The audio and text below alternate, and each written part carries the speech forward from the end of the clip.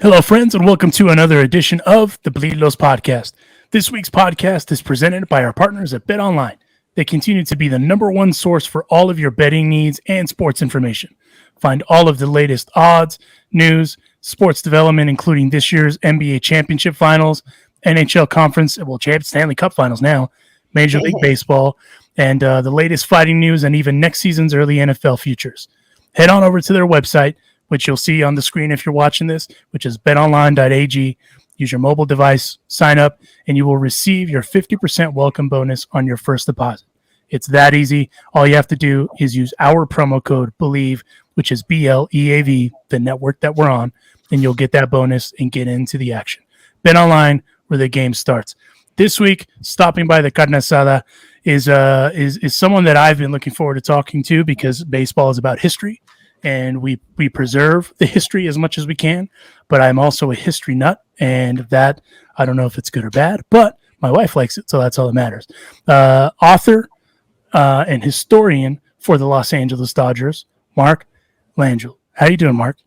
It's good to be with you guys. Thank you very much for the invitation. Of course, there's a bunch of stuff that's upcoming that we wanted to talk about. And my generation, I'm in my mid-30s, probably didn't get the chance to see this guy play. But in my opinion, the second best lefty that ever played the game pitched in the game, Sandy Koufax, is about to get a statue. And Jana Marie Smith talked to us about that. She kind of broke that with us a while back. And now my man is getting immortalized in the plaza. And let's just dive right into it.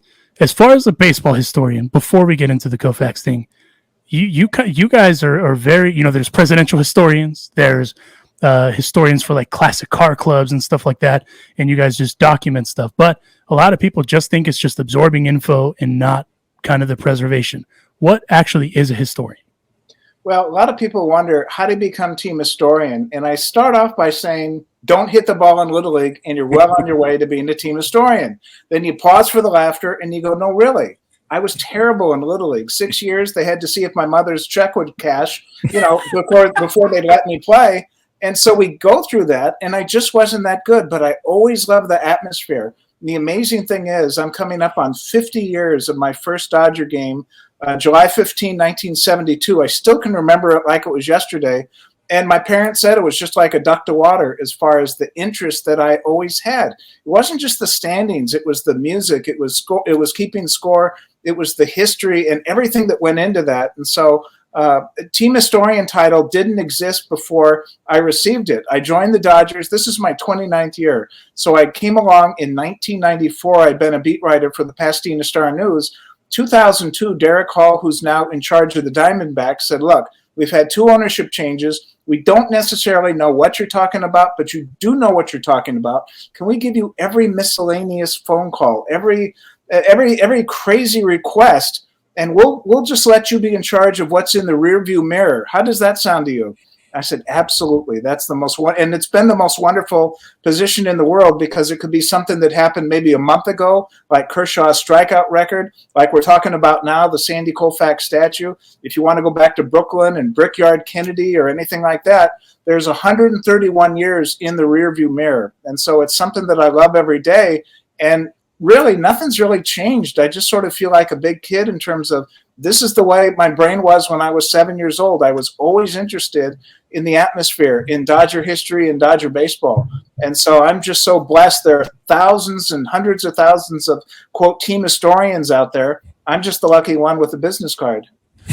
No, and you know what? I mean, it would also, as my wife would say, would justify hoarding because I just wouldn't get rid of any of the stuff that I have behind me if I was a historian. And there's one thing that I read about that you still apparently have, is you have a hat that you've held on to, I believe, for 50 years, if I'm not mistaken at this point.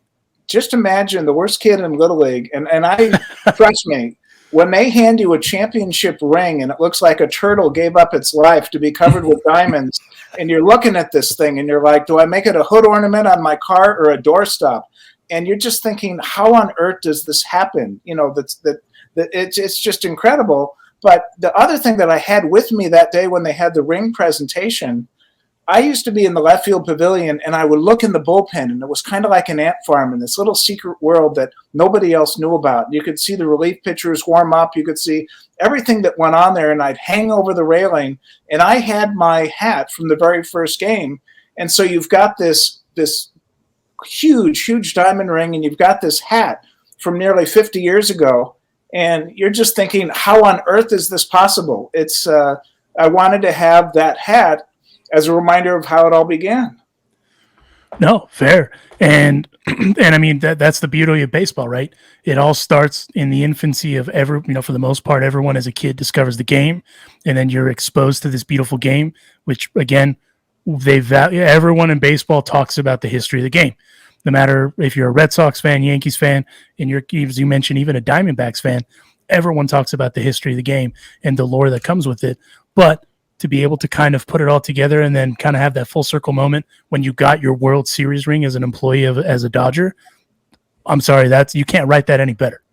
No, it was amazing. There have been so many things like that happen. And just an example, I listened to Scully as a kid, and I used to joke with him. The reason, I used to hang on your every word. Now look at me. And he's like, oh, I'm sorry. And just imagine all these years later, when it comes time for him to retire, it's 2016. And I thought, okay, if we're going to pose with him in the press box for a last photo, I've got to have some sort of prop, something that's going to break the monotony. Otherwise, I'm going to fall to my knees, grab his leg, and start crying, saying, don't go. And so his first team that he followed, 1936 New York Giants. Well, it turned out the New York Giants wore light blue. And so I brought a hat. And he says, so when we're going to take the photo, he's like, why is it blue? He didn't know that his boyhood team from 36 wore light blue. And the reason for that, obviously, if you're reading in the black and white newspapers, you're not necessarily going to know that. So then the great thing was he turns to his wife and says, Sandy, let's put this in a safe place. And I was just thrilled because I did not give him the hat. So as everybody is like fawning all over, going, oh, we love you and this and that, I'm saying, he stole my hat. And I loved it because it was like, if you want my kidney, if you want me to jump off the reserve level, that's fine. I'll do that too. But it was suddenly a storyline as far as he steals my hat just like Putin in the Super Bowl ring.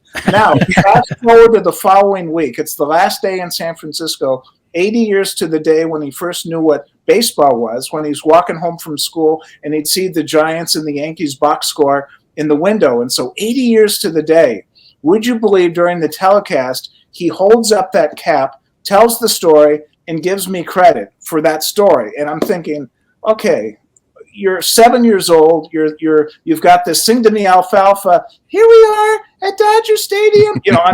It's a recording no one's ever going to hear because it's a pretty high voice. I do commercials, play-by-play, scores from around the league. Even though as a 7-year-old I should have known better, there are no scores from around the league when you replicate the 74 World Series. But just to have that type of moment, things like that happen all the time. And I've given up long ago saying, I can't believe this because it's just something every day, and I'm just so blessed.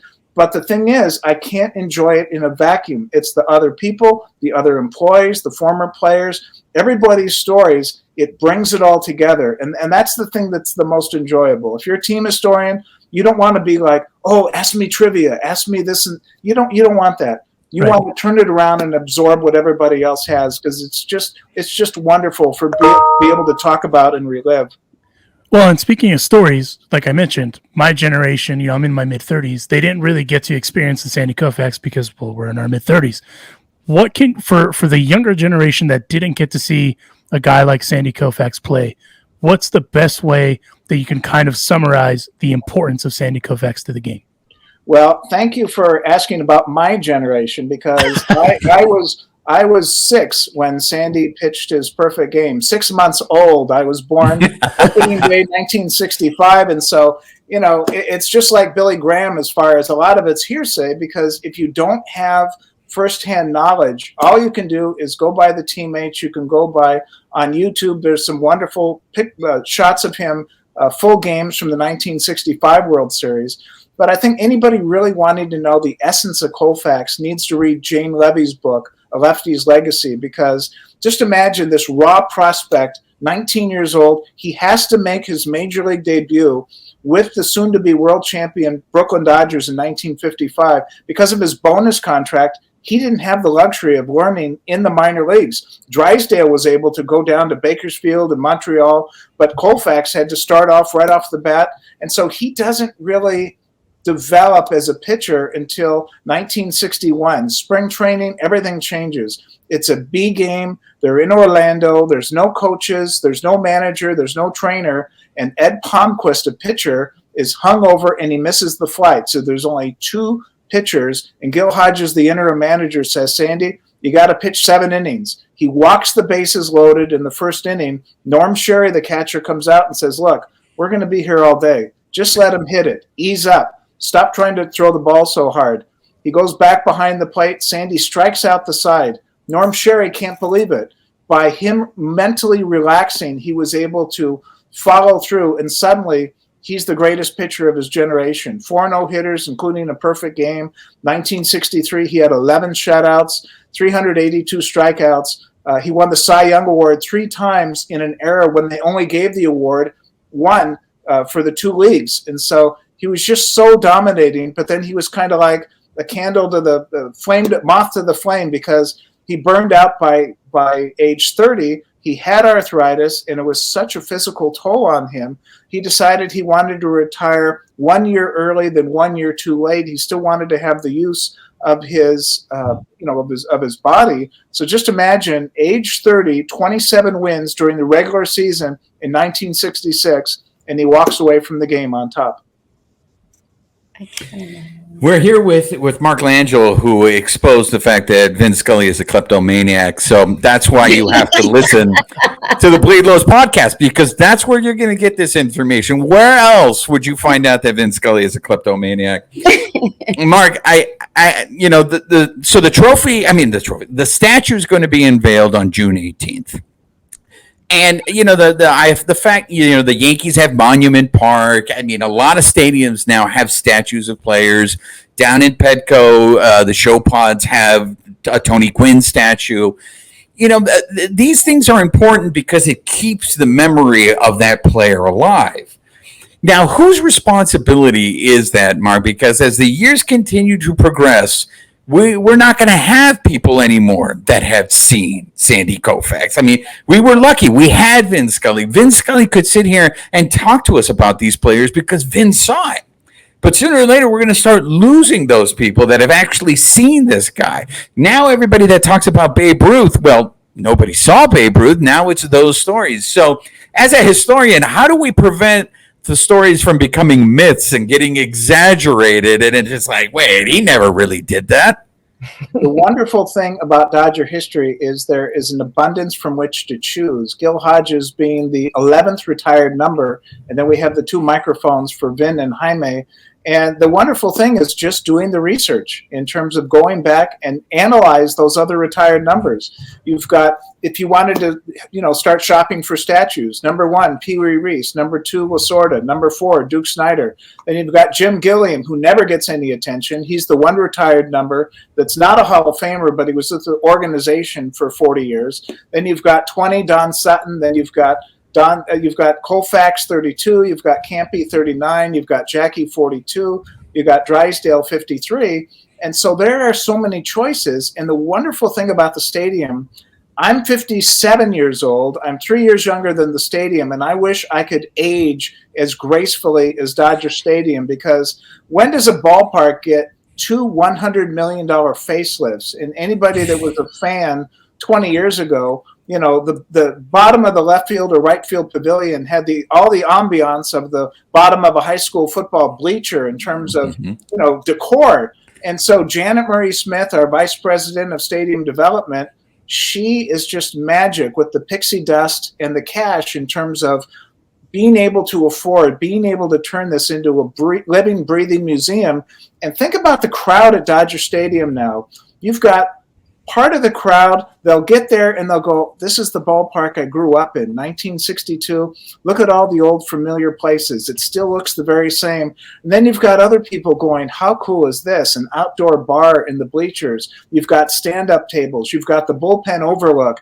You've got this area in center field that reminds you of Sleeping Beauty's castle at Disneyland in terms of people just being able to walk around and parents with their kids. You don't have to just sit there in the seats anymore. You can just have a party for 4 or 5 hours and just run around and talk to your friends.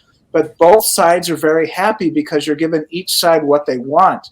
And that's the amazing thing about the stadium. It's not just for a particular crowd. Going out in the outfield, the center field area on a Friday night, and just people are just happy to stand there. There's enough screens everywhere to watch the TV, but you don't have to sit there and be quiet. If you're at the Hollywood Bowl, you can't talk for 4 hours. If you're in a movie theater and other things like this, if you want to watch the game, that's fine. If you want to circulate, that's fine. If you want a kid, you want to play, you want to have some different drinks, you want to have some different eating experiences, you go run around and look at the historical landmarks. There really is something to do for everyone, as opposed to 10 years ago, where yes, it was a charming ballpark, but that was it. There wasn't anything as far as Instagram sites, places for social media, and places for fun. It's totally changed. It's still the same ballpark, but it sure doesn't feel like the third oldest ballpark in the major leagues. Mm-hmm. It's interesting because I think in hindsight, if you look at it, I think Jackie Robinson being the first statue is kind of a no-brainer. You kind of had to go with Jackie Robinson, right? Now we have our second statue, which is Koufax. Now, if you believe it, Koufax is famously a private person. And to me, it sounds like he would absolutely hate the idea of a statue of him being placed at Dodger Stadium. But that's how important he is to the Dodgers. In the end, if you identify one player that you could sit there and say, how do you to represent the Dodgers? I'm sure a lot of people will say Sandy Koufax. Have you had interaction with Sandy? Do we know how he really feels about this statue going up? I haven't had interaction with Sandy about the statue itself, but I've had interaction with Sandy before. Sandy is a wonderful person, and as you say, he's private, but he just wants to lead a normal life. Everybody wants to turn back the time clock. Tell me about the perfect game. Tell me about the 15 strikeouts in Game 1 of the '63 World Series. Tell me about 2-2 to Harvey Keene, 1 strike away. Sandy into his windup. Here's the pitch. He doesn't want to be caught in that time capsule and having to relive and relive. And to me, he's kind of like Eddie Murray, because when Eddie Murray was with the Dodgers, I think he got a bum rap from the reporters because Eddie didn't really like to give that many interviews. And it turned out that he didn't like to brag. He wasn't the type to talk about himself. And Sandy isn't that type either, in terms of it was all about the team and it was all about winning and doing the best you could. And so Sandy's going to be in an awkward position if somebody asks him, tell me how great you were. Tell me this and that. It's not something that's, comfortable for him. And I remember at John Roseborough's funeral, Maury Wills calls me up to the front of the church. Mark, come here. And all of a sudden he turns and he goes, have you met Sandy Koufax? And Sandy looked at me like I was going to get my Bible signed. And I said, Sandy, I'm with the Dodgers, and I try to leave you alone because I know nobody else does. And he breaks into a big smile and he says, thanks, I appreciate that. And one of Sandy's reps told me last year, and he's told me, in the past, hey, stop by the suite, say hi to Sandy. And I'm laughing to myself going, it's not going to make his day if I stop by the suite. If he needs something, that's fine. But he's just a wonderful person. But he is very, very humble. He is a very down to earth person, and he's just, when you think about what he did, it's just amazing. But he will be the last person to tell you how great he was, because for him, it was all about the team. That was it. Go ahead, Alysha. I want to continue about Sandy because he is, to us on the outside, just someone like me, just a fan, very private. And there's, aside from the book, even when he speaks, it's always about other players, right? What is currently Sandy's role with the Dodgers? And, let's start with that. What is Sandy's role with the Dodgers, officially or unofficially? Like a day-to-day when Sandy arrives at the ballpark? Sandy's role is pretty much whatever he wants. He's an ambassador. And so if there's a really big event, just think about 2016.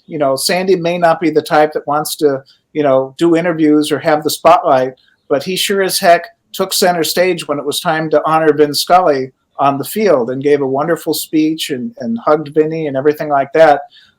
So he's around. He's just not the type, hey, look at me, I'm Sandy Koufax. He's has wonderful friendships behind the scenes, has a great relationship with Kershaw. Dave Wallace, the former pitching coach, he's got people, and former traveling secretary who's since passed, Billy Delory. They were such close friends, but it was just sort of on the side. It was just Sandy just wasn't one for the spotlight because he knows what happens if Sandy goes into a crowd as far as suddenly it's chaos for the autograph and things like that. And I'm sure it's not that he wouldn't want to sign, but it's just one of those things that's, if you could have controlled mayhem as opposed to just this tornado coming at him, behind the scenes, he's just as down to earth and nice as could be.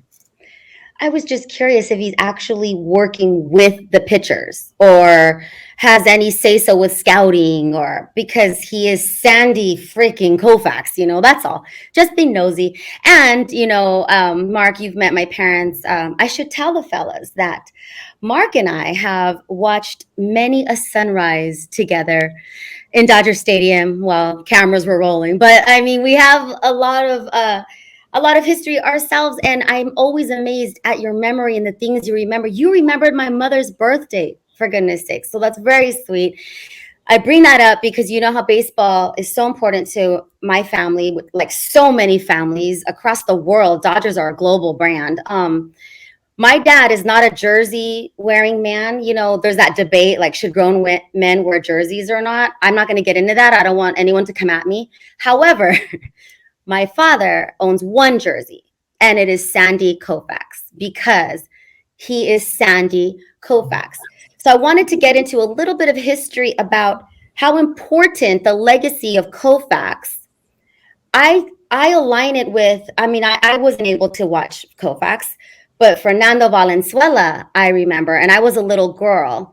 Was it kind of the same? I don't want to align them, but the importance of having somebody like that will mobilize a whole generation. Do you remember where you were when you watched Fernando? Am I wrong in comparing that? Or? Oh no, you Alysha, you are dead on correct, because the emotion that those two pitchers stirred from the fans, there are grown men in their 70s and 80s that still practically weep when they're talking not only what Koufax meant, but also the first game of the 1965 World Series, Sandy being Jewish, sat out the opener against the Twins because of Yom Kippur.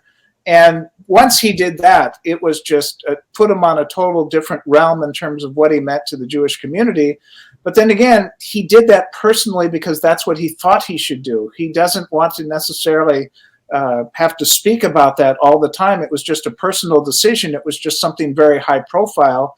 And Fernando is exactly the same in terms of trying to get him. And I've given up in terms of, you can ask Fernando certain things, but I've asked him, I'm like, Fernando, 1981, you've got the opening day, you've got your 8-0, you've got the 5 shutouts in your first 8 starts. At any time, is any of this, are you nervous at all? And he'll just give me that Harpo marks. It drives you crazy, or a little wink or something like that. And I think Wes Parker told me that Sandy was such a perfectionist, and Drysdale was the type that could be the life of the party. He could throw at your head and then invite you out to dinner that night. Drysdale was the type guy that the Giants could accuse him of throwing a spitball. Yet in 1968, after he had that shutout streak, Herman Franks and the Giants actually got together with Drysdale and did a Vitalis ad. They're big rivals, and yet Drysdale had that charm to be able to get along with opponents. Sandy was more Dick Trzaskowski was his roommate, nothing high profile. Normally he would have his meals room service because he just, didn't want to have to go out in public and be the center of attention.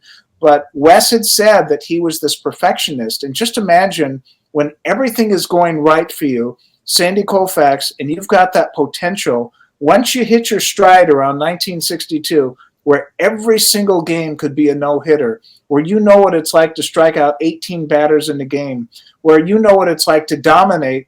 Now just imagine the pressure, having to at least in your own mind, try to do that every single game, trying to get that. I'm sure it's just like a home run hitter who may hit 40 or 50 homers, and then you have that potential, and then trying to unlock it again. And it's the same thing with Sandy, I'm sure, as far as knowing that potential, knowing once he hit his stride that he could be perfect every night, but you can't be perfect every night. And so I'm sure that was the struggle too. Sandy having to remind himself, hey, just do your best. You can't be perfect all the time. I like that. Well, we can go on and on about Fernando, but I feel like I should keep it with Sandy for now, but we're going to come back to Fernando. Because I am very excited. I'm hoping to be there. I'm hoping rather that I could grab, I should probably not talk about the giveaway for Sandy just yet. Let's talk about you being a historian. I am a homer for Dodger Stadium. I love that. I call it a cathedral of baseball, not just a ballpark. I've been lucky enough to see the Dodgers play in multiple ballparks. I mean, the Dodgers travel well. You know that more than anybody. But do you ever go to other ballparks? And if so, is there one comparable to majestic Dodger Stadium? See how I talk? And do you hang out with other historians from other teams? Like, is that a thing? Like, we have a Zoom call. There's some people that are like archivists and museum directors, but it's definitely not something you hang out with because they're not. I mean, they may talk about storage space and things like that, but the people you really want to hang out with are the ones that have the stories, or the ones that. I'll give you a great example. There was a pitcher on the 1974 team named Greg Shanahan, a relief pitcher. Okay, I got an email yesterday from his son, who's a principal in Eureka. And he said, hey, my dad's in this newsletter. Would you like us to send a copy? I said, absolutely. And so when I sent him the email, I knew that YouTube had put out some 1973 broadcasts of old Dodger games. And so I looked up and I found his third major league appearance at Cincinnati when he replaces Claude Osteen in the second inning. So I sent him the link. And really the nicest thing was getting an email maybe about a half hour later saying, you're not going to believe this. We've never heard this before. Dad has talked about this bases loaded balk for 50 years. And for us to be able to hear Jerry Doggett describe it, that is really the fun part, to be able to know that there's something out there that somebody could enjoy and to put the pieces together. Irene Hodges, Gil Hodges' daughter, had not really heard her father's voice in a very, very long time. And in our emails, when we're planning this, I had found a 1958 recording of Gil, maybe 7 minutes long, talking about the importance to him of religion and how it plays in his career. And I sent it to Irene. She said she got the chills listening to her father's voice after all this time. And this is the powerful emotion that you're dealing with. As far as the wins and losses and stats, that comes and goes. And the war and the whip and everything like that, all the acronyms and the sabermetics and everything like that. The most important thing to me are the feelings and the memories, and why you can get teared up looking at a box score from 42 years ago, or you can still remember where you were when Doug Rao was 4 outs away in 1979 to pitch in a no-hitter against the Expos, or what you said, Alysha, about Fernando. I was there, reserve level, watching Fernando's first start, and if you were there, it's just something you never forget. You're in the beginning, it's who is this guy, and by 4 o'clock you're like, can you believe it?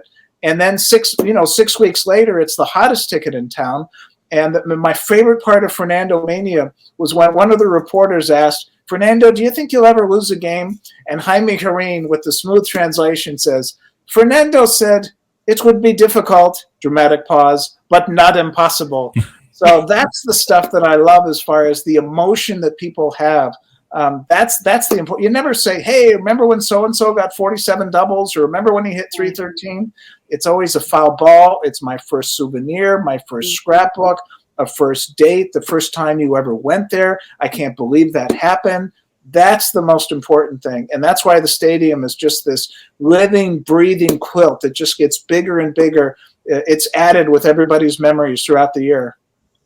I love that. I'm getting sentimental. I really do. There's so many firsts and remembers with Dodgers Stadium. I'm sure with the fellas too. So thank you for taking us down there. What do you think, guys? Alonso, you want to ask before? Yeah. So he keeps saying something that sticks out to me. It's about Koufax being such a perfectionist. And it's crazy because Kershaw for a long time was also such a perfectionist. And I mean, you know this better than anyone, Mark. History has a way of repeating itself, right? And with Koufax, obviously was considered the greatest lefty of his generation. Kershaw is as well. And it's crazy because both of them happen to be Dodgers, and it looks like Clayton hopefully finishes his career as a Dodger as well. But I'm kind of curious. You mentioned that they're close. They have a good relationship. We had John Suhu on a while ago, who's another kind of historian of sorts who documents everything in picture form, who shared a picture of Kershaw and Koufax and told us the story about that down in the tunnel. For you, when you kind of go back and look that stuff up, as far as discussing, hey, Koufax, Kershaw have a dope relationship. They're both perfectionists, all that sort of stuff. You were talking about pinching yourself. How weird is it when all that cyclicism, if you will, kind of tends to repeat itself over and over again as a historian? Well, it's wonderful because, they both happen to be left-handed. They both happen to make their debuts around age 19. And the difference is, Sandy had the height, but he didn't have the luxury of the minor league development. And Clayton at least had, a year and a half in the minor leagues before he finally got called up. And somebody asked me about the early days of Kershaw, and I remember taking him to the major league camp for the first time in 2008, and Suhu had to take his mugshot. And we're driving along, and the last thing you want to do is put pressure on either a prospect or, say anything that it's really going to make them uncomfortable. And so I said, they're really trying to make Koufax out of you. He told me 3 words that once he told me the 3 words, I thought to myself, I do not need to worry about Clayton Kershaw. And those 3 words were, people mean well. And that was just wise beyond his years for him to say something like that. And, it's not fair to compare everything as far as Kershaw and Koufax in the statistics, because Sandy pitched in an era where 300 innings, there was no pitch counts. He had like 27 complete games one year. And it's important, and I think Kershaw knows this, just to be the best pitcher that he can be. Yes, there's a lot of comparisons, but he doesn't need to worry about, quote, topping Koufax. And I think the great thing about Kershaw and seeing his development, it's really fun to be able to see somebody come out of high school and grow up before your very eyes. And all the little milestones along the way, but then he was already with Ellen, but to see the family develop and the kids come along. And that's the nice part, when he can play with the kids in the outfield. And he's such a very nice person, but he's also a very dedicated person. And he's still got that, all business on the start of a game. But I think what's changed, last year when he walked off that mound, I thought that was it. He's holding the ball, and I thought that's a souvenir. I thought, that's it. There's no way he's not going to be in the playoffs. And maybe, who knows if he's got the health. But when I saw him take that ball, I go, is he taking a souvenir? It wasn't like Russ Ortiz and the Giants Angels, where for some reason Dusty gave him a ball and said, here you go. And then the Angels came back and won. But it was just an interesting moment. And I really think that perfect game that he had in Minnesota for so many innings, and you could see the smile on the face and just the happiness that he was able to pitch again. And then to get that team strikeout to surpass Sutton, that was a great moment. And I think Clayton realizes that at this age, you're not going to last forever. He probably had the tunnel vision the first few years of his career trying to prove himself. Finally, the championship in 2020. But you can see a sort of a different Kershaw as far as the family man. He's got the kids around the ballpark. He's got it in perspective, and he's savoring his health, because who knew what was going to happen at the end of last year when he walked off that mound. I had no idea if he was going to come back or not, and maybe he didn't either until he actually gave himself rest and tried to start over again. No, 100%. And I mean, there's no denying it. Clayton's a first ballot Hall of Famer. 22 is going to end up there with those other numbers you mentioned. But as Alysha mentioned, stick a pin in Fernando, and we'll circle back to that. We here at the Bleed Los podcast are campaigning to retire number 34 as well. Obviously I'm also a little too young to have seen that Fernando mania. I'm 30. I'm going to be 36 tomorrow. So by the time this comes out, I'll be 36. But for Latinos and for the city of Los Angeles, for the Dodgers organization, the importance of Fernando is it's unexplainable. There's just no way to put it, right? Last year was the 40th anniversary of Fernando Mania, and even going through all of that, we learned more and more about how important that was. What do we got to do, and who do we have to lobby to get 34 up there? Because aside from the Koufaxes of the world, the Kershaws of the world, the Gil Hodges of the world, Fernando is just as a vital anchor of this organization as any other, if you will. Well, I think it's just up to management, because you can say, okay, the Hall of Famers, that's the general rule. But anybody, it's kind of like, and I was thinking about this with Fernando, depending on how old you are, sometimes it's hard to describe something to somebody that was younger. You can describe Koufax, but unless you saw it. You can describe the Beatles, but unless you saw it. And it's the same now. I'm going to be describing Fernando Mania to you because you are so young.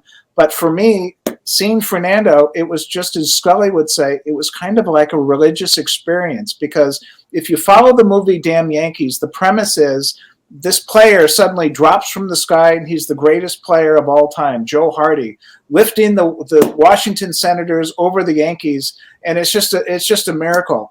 And think back to the tiebreaker in 1980, as far as Dodger fans. They're going to remember that one game when the Houston Astros defeated the Dodgers 7-1. Joe Niekro defeats Dave Goltz. And a lot of people in retrospect say, why didn't they start Fernando? Why didn't they start Fernando? Because Fernando had 10 appearances in 18 innings, no earned runs, a 2-0 record. And you thought, well, but Tommy wanted to go with the sure thing. And Goltz had a good start, his previous start at San Francisco, leading with the lead. So even though the season stats weren't that great, it wasn't that much of a stretch. Now, if Fernando starts that tiebreaker, there's no Fernando Mania in 1981, because he either wins the tiebreaker and the secret's out, everybody knows who he is, or he loses the tiebreaker and everybody's wondering, why did you start the kid? So you had this unwrapped package opening day, and because of injuries to Jerry Royce and Bert Hooton, suddenly it evolved, and everybody was caught off guard. There was no hype going into the season. Hey, check out Fernando Valenzuela. This guy's going to be great. No way. Nobody saw this coming. It was just like a meteor. And so that was the seed to Fernando Mania. And then it just got ridiculous. 5 shutouts in his first 8 starts. He's still the only pitcher since 1945, ever since Boo Ferris of the Boston Red Sox, to win his first 8 major league starts. So yes, there was a lot of hype. Yes, there was the U.S., the Mexico. When he goes to Montreal and then New York, it was craziness everywhere. But statistically, it hasn't been done since 1945. And along the way, you've got Mike Brito, the scout who discovered him. He's off to the side. You've got Jaime Jarrín, who's in the spotlight. Jaime Jarrín had been behind the microphone since 1959, and suddenly a lot of people are going, oh, they got Spanish broadcasts. Look at that, Jaime Jarrín. No, he'd been there since 59, but it was all these things. And meanwhile, Fernando was just as a cool customer. And it was like, for some reason, none of this fazed him. And the thing that's amazing about Fernando Mania, everybody worries about the strike and how, oh, isn't it terrible that the strike occurred? And I think the strike actually saved Fernando, because Tommy had no problem with complete games. And I don't know if Fernando would have had enough gas in the summer if he had so many complete games. So it gave him a rest.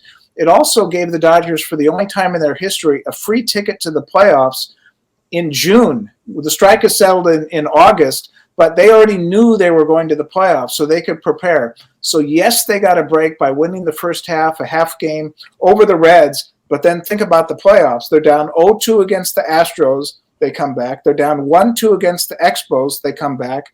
And then they win against the Yankees after falling behind 2-0. And you think about Fernando Mania and those first 8 games, I think the biggest game was Game 3 of the World Series against the Yankees, because they're down 2-0. Fernando throws something like 160 pitches, and he's wobbling, and he's not as sharp, but he pitches a complete game, wins 5-4. It's his only World Series appearance, puts the Dodgers back on the map as far as having a chance. They win the next 2 at home. They close it out at Yankee Stadium 9-2. So for anybody that wasn't there, anybody just wanting to Google Fernando and everything like that, the videos don't tell the story. The stats don't tell the story. If you were there, you knew you were seeing something magic. It was just, if you had the pleasure of being that age and to be able to see this, you just can't. It wasn't a normal ball player. Everybody else, yes, they have their stats and everything like that. Put it this way: when Fernando's still at the stadium, he still has that aura around him. This is Fernando. Even when he puts on his little disguises so he can sneak into the side of the ballpark and puts his ball cap on and, tries to go, incognito icon. It's like, yeah, Fernando, we know it's you.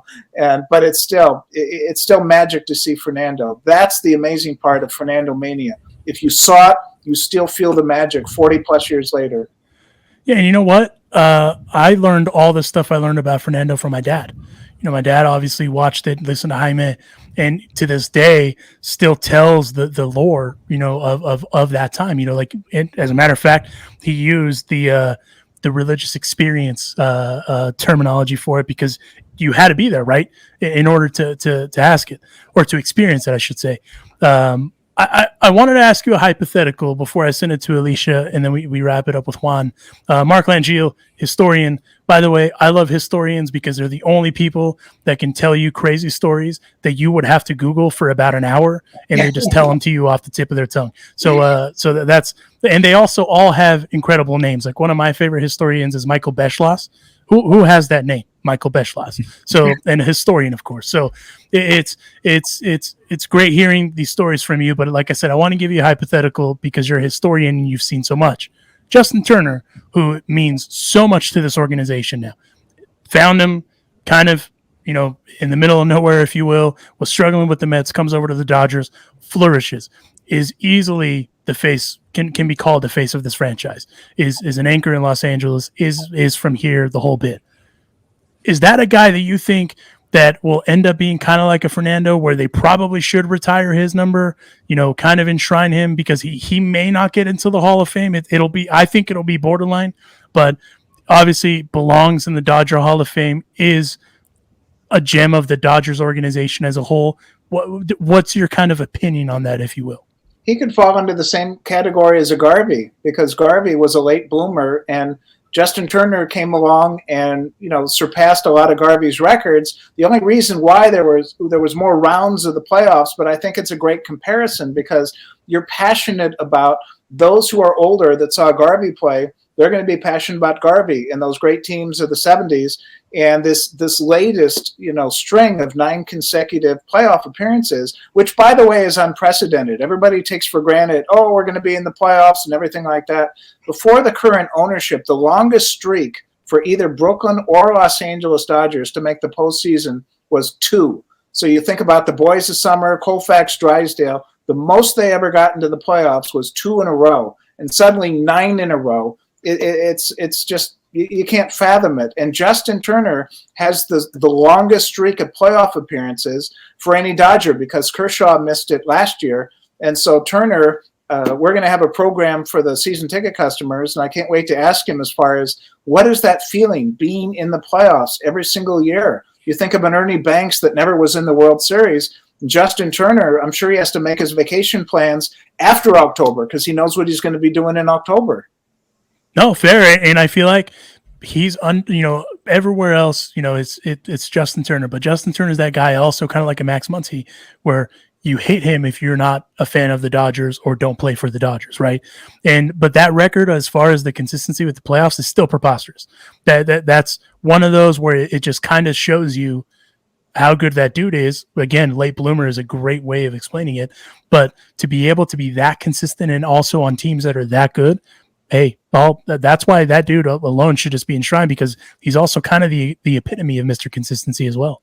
You talk about all his offense, and I still think when the Dodgers are down 3-1 and the Braves run into that double play around third base, and it's plays like that win championships. And he's just always been just a consistent guy, and that's the important thing I think for young people.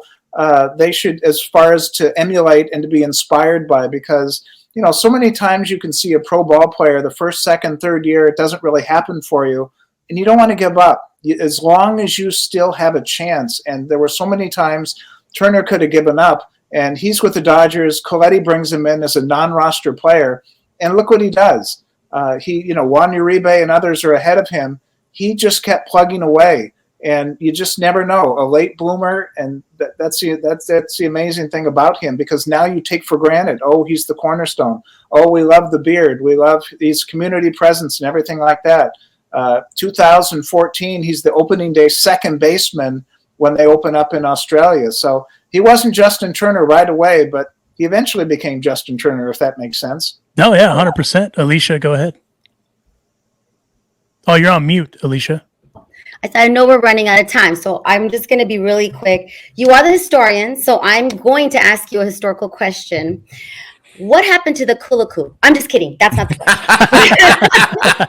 question. I'm kidding. But so we have, when we have guests on our podcast, we anoint them. You are now, Mark, a friend of the Carne Asada. We've had guests like Alana Rizzo, who is a friend of the Carne Asada. And she does not, I think we're along no, actually, I don't hate the wave. I want to talk about the wave. Where did the wave start officially? Because my dad thinks it's the Olympics.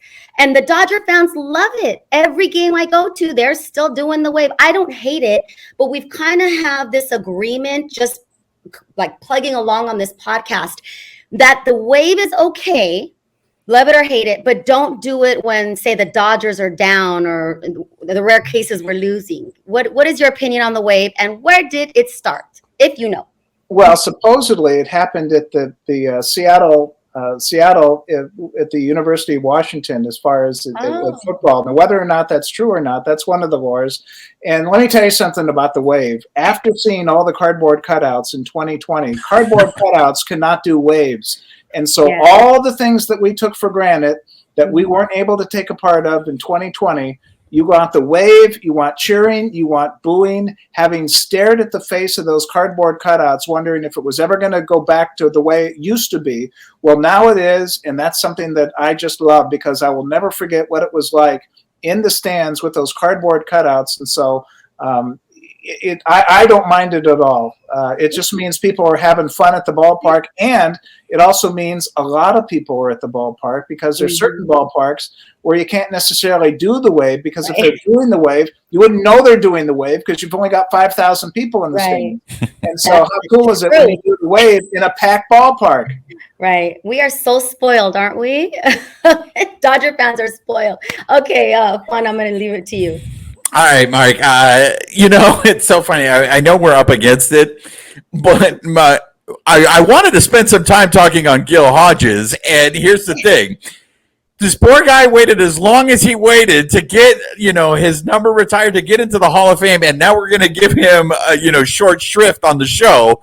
We're going to totally just, not give him his credit, but for those of us, look, he was in the Brooklyn days. In the Brooklyn days, the names we always hear, Jackie Robinson, Duke Snider, it always seems like Hodges is the forgotten guy. Like, nobody talks about Hodges. Why did it take this long for that guy to get into the Hall of Fame? He never played at Dodger Stadium as a Dodger. He was a hero at the Coliseum. He played 2 games with the expansion Mets in 1962 at Dodger Stadium, and then he becomes later, quickly in 63, the manager of the Washington Senators. The one thing that people don't realize, 1993, he was elected to the Hall of Fame by the Veterans Committee, technically. And Roy Campanella was on the committee, but he was too ill to attend. So he gave his proxy and voted for Hodges. And Ted Williams, the chair of the committee, said, we're not taking proxies. It's only for the people that are present. He fell 1 vote short, but technically, when they took the vote initially, he was elected to the Hall of Fame in 1993. And then just imagine trying to have another election, trying to get that. 2 months later, Campy passes away. So his ally on the Veterans Committee is gone. And like any election, it's as far as timing, who the other candidates are, the politics as far as who you're going to vote for. So technically, on paper, 30 years ago, he was elected to the Hall of Fame. But because Campy couldn't make the meeting, he had to wait all this time. I did not know that. Wow. So this is another reason why you guys need to listen to the Bleed Lows podcast. Vin Scully is a kleptomaniac, and Ted Williams, it breaks my heart, is a red ass. That is just horrible. But, well, I mean, I mean, he has his number there, retired now. Kike and Mike Scioscia can also say now that their 14 has been retired. So I know we're up against it, so we're going to end the show. But before we do that, we're going to do some little rapid-fire questions with you, Mark. Look, the guy, I think it's now been 63 years, or is it 64 years? Jaime Jarrín, El Maestro. We had him on the show. This is his final year. I like to give the man his flowers. I don't think the guy gets enough. Now, in the Latino community, he is absolutely huge. And I'd love to hear your thoughts on this, Mark, because a couple of people, the guests that we've had on, I know the numbers may not support it, but it feels like the majority of the fans in that stadium are Latinos. But why should Jaime Jarrín be remembered, I guess, is the simplest way I can put it to you. Jaime Jarrín should not only be remembered, but to be celebrated, because everything that he's seen, it's like the parallel Vin Scully, and just the quiet dignity of him all these years. And I love the fact that everything that he's been able to enjoy, people forget 1990, a near fatal car accident in Vero Beach. And, you know, he almost didn't make it, had an 8% chance of surviving and made it. And that's the really important thing. I think after you survive something like that, he has the perspective. He has a wonderful family. He has just a wonderful outlook on life. And he's truly an inspiration. And he, just like Koufax, he's not the one to tell you how great he is. He's perfectly happy doing what he does. If you discover him, if you find out what a treasure he is, then that's great. But he's not going to run around and tell you, hey, I'm Jaime Jarrín. He's just had this elegant dignity all these years, and it's just a pleasure to know him. So I'm going to deal with some trauma that I have on the show. For our listeners here, our loyal listeners know that the 1985 NLCS is one that has stuck with me forever. It's my first memory as a Dodger fan, and it's the one that sticks with me more probably than 88 winning the World Series or 2020. That 85 NLCS to me is heartbreaking because I think the Dodgers would have beaten the Royals in 85. Now, I know I have this illogical hatred towards Tom Niedenfuer. I know it was not Tom Niedenfuer's fault that he gave up a home run to Ozzie Smith and then gave up a home run to Jack Clark. He's lying, Mark. He blames. Tell me, remind me, Mark, why Tom Niedenfuer should not be in my fight club and I should just let it go. Because Steve Howe was not available because he had his problems and he was on the suspended list. And so basically, Niedenfuer is picking up the workload. Rick Honeycutt was taken out of the rotation, and he had shut out the Cardinals twice that year. So already the staff is having to make changes. So Niedenfuer is being the workhorse by default. And the interesting thing about Tom Niedenfuer, we had a 1981 reunion, I think 25th anniversary around 2006. And he's like, oh, God, I'm going to get it. I'm going to get it. He was cheered. He goes, I can't believe it. They're cheering me. And I think nobody blames Niedenfuer because you're the one that's out there. You want the ball. You're going to do the best you can. And the pregame strategy, according to some, was don't let Clark beat you. Well, they pitched to Clark. So what do you do in that situation? But you've got Jack Clark. Just think about the trauma that I've had in my life. 1974, they lose to the A's. 77, 78. First, I've got to watch Reggie hit 3 homers in Game 6. Then I have to see him stick his hip out in 1978. 1980, they lose the playoff. 1981, I've got all this drama as far as they lose the first couple games of all these playoff series. So I've had and just remember as a fan, when your team wins the championship, what do? You run out and get the merchandise and everything like that. But if they don't, if suddenly the Washington team in 2019 ambushes you in the first round after 106 wins, or let's say the Phillies in 2008, 2009 League Championship Series, they ruined Mannywood. You know, the near misses is what nobody will ever remember 2020 as far as they're down 3-1 against the Braves. And now here's my championship gear, the hat, and everything like that. You always remember the near misses, just like the playoff losses. 1951, Bobby Thompson. 1962, they blow a 4-2 lead in the 9th inning against the Giants. 63, they win. Whoopee, let's celebrate. But you always remember, oh, we came so close. And in your case, you were obviously very young, very impressionable, and Jack Clark broke your heart. He did. And Ozzie Smith hadn't hit a home run, and he hits a home run. It's just ridiculous. But look, this is the perfect person. We're going to end the show, but this is a perfect person to ask this question. Look, the Dodgers have had a lot of success. I could be a Cleveland Guardians fan, excuse me, or one of those other fans of teams that have never won a World Series, right? I could be a fan, but I'm not. I'm a fan of the Dodgers. But I feel like, especially during this 9-year run that the Dodgers have had, they've had a lot of heartbreak. That 2017 is probably going to stick with me forever. But it made me feel like this is what the Brooklyn Dodger fan must have gone through all those years losing to the Yankees. I love you talk. I still know old people in New York who are Brooklyn Dodger fans. And when the Brooklyn Dodgers left, they're like, well, what am I going to do? I can't be a Yankee fan and I can't be a Mets fan. I have no team. I mean, the heartache that those Brooklyn Dodger fans went through, is it just everything you just described right now, Mark? Look, when you sign up as a fan, you've got a roller coaster ride for 6 months. And because the Dodgers have been competitive every year this past decade, it's just the ultimate reality. And that's the thing that drives you crazy, because everything else, you can touch your smartphone, you can Google it, but you have absolutely no idea what's going to happen. You have no idea what's going to happen in the playoffs.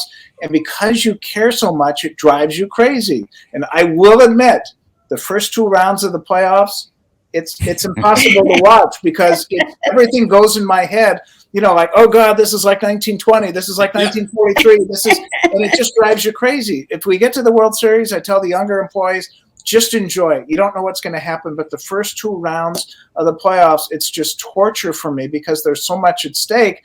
And I think that's actually the joy of baseball, because we don't know what's going to happen.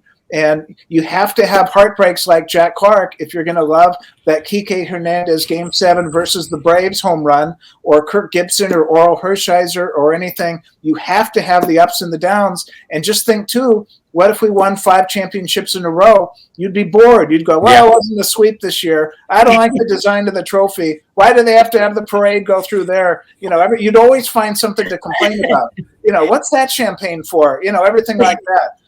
So you just have to appreciate the fact that all these games mean so much. We care so much, and you just have to just be grateful for.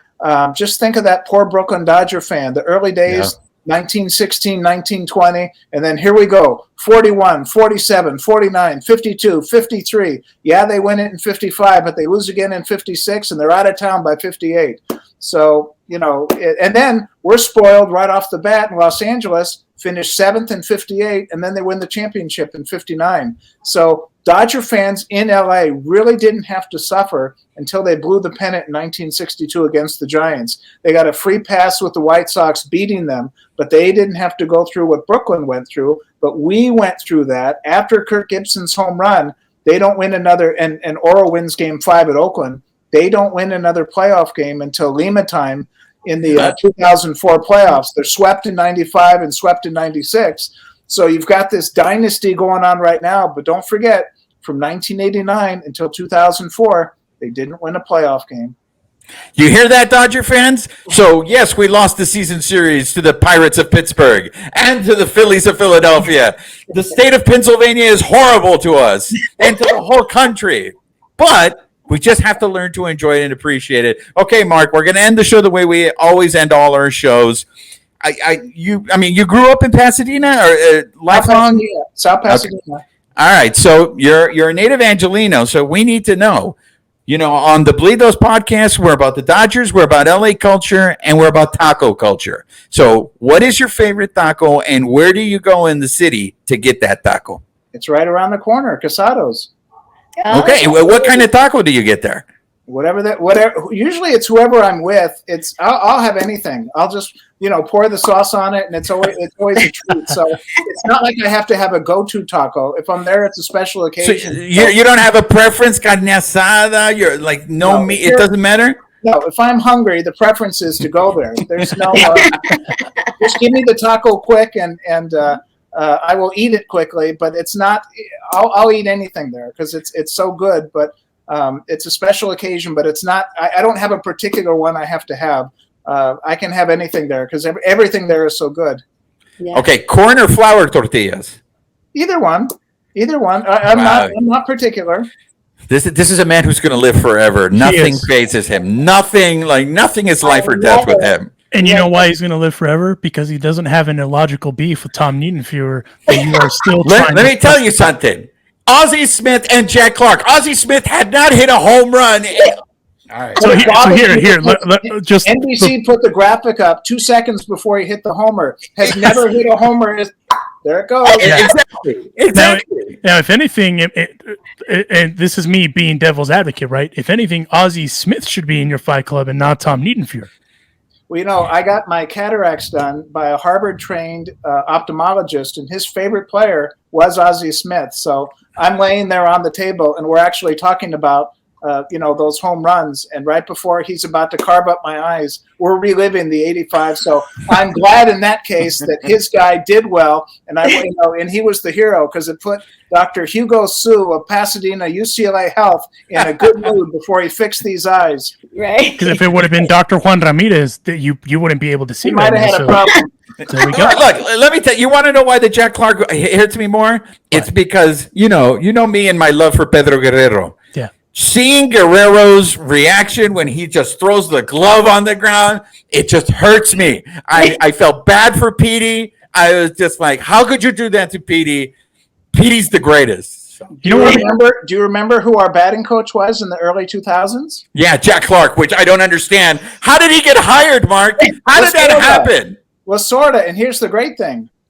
Jack Clark, true to him because of the rivalry and how he, quote, hated the Dodgers, he'd always try to wear his warm-up jacket so the jersey wouldn't show. So how crazy was that, having a batting coach who didn't want his jersey to show? Because technically, he did say, yeah, they hired me and everything like that. But he didn't go out of his way to show the Dodger jersey because he still had in the back of his mind, as a player, I don't want to be showing off that Dodger jersey. I'll be the batting coach. And he really helped out Sean Green. But if you look at old pictures of Jack Clark, usually he's wearing the anonymous warm-up jacket to cover the script. Yeah, what a jerk. No wonder we sucked that year. And he still talks crap on the Dodgers. I don't know why they hired him. Okay, I promise we're going to let you go. The Tommy Lasorda and Sandy Koufax thing, is there any truth to that? Truth to the fact that Sandy... That's why Sandy left the Dodgers and didn't come back until McCourt brought him back? Oh, no, I don't think so at all. I don't think Tommy had anything to do with that. Sandy bumped Tommy off the roster. But whatever Sandy's decision made for Sandy to take a break for a while, I don't think it had anything to do with Tommy because, that's a fraternity that goes back to the Brooklyn days. And, you see the old photos of those two as far as just they knew what it was like to be a player and both struggling in 54 and 55. So they've known each other a very long time. And whatever break Sandy had from the organization, I've not heard that it was from Tommy. Okay, cool.